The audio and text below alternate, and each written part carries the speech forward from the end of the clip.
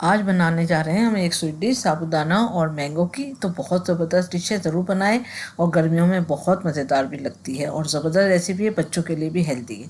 तो यहाँ पर मैंने बड़े साइज़ के 3 मैंगो लिए थे और उसको क्यूब्स में काट लिए।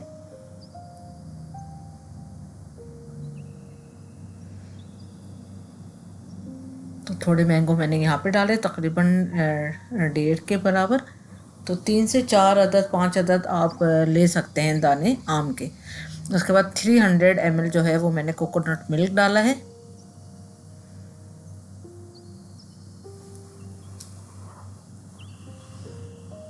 और 1/3 कप के बराबर स्वीट डाली है मैंने, स्वीट कंडेंस मिल्क। अगर आप चेक कर सकते हैं लास्ट में, जितना आपको मीठा पसंद हो उतना ही आप ये डाल सकते हैं वैसे। उसके बाद अच्छी तरह से इसको कर देंगे ब्लेंड, बहुत अच्छी तरह से मिक्स करना है इसको। ये देखें इस तरह से हो गया। उसके बाद फिर इसमें हमने पकाया जो मैंगो थे आम, वो सब डाल दिए।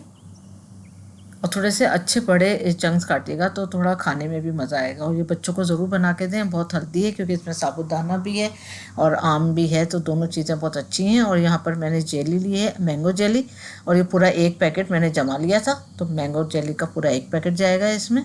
इसको भी जितने साइज़ का आप आम काटने उतनी साइज़ की आप जेली भी काट लें।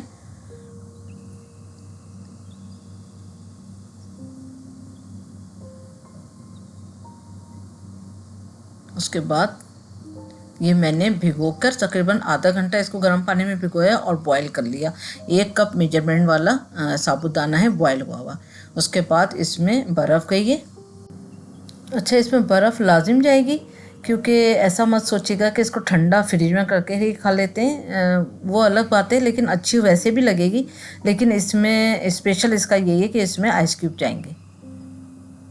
तो चाहे आप बर्फ़ जो है वो कुचल कर डाल लें, या आपके पास क्यूब्स हैं तो आप वो भी इसमें ऐड कर सकते हैं। तो उसके बाद इसको करेंगे हम अच्छी तरह से मिक्स। जो बच गई थी जेली वो भी हम डाल देंगे इसमें।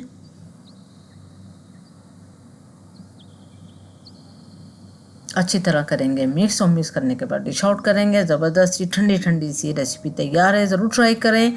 Thank you for watching. दुआ में याद रखें, अपना ख्याल रखें, लाइक करें, सब्सक्राइब करें, शेयर करें। अल्लाह हाफिज़।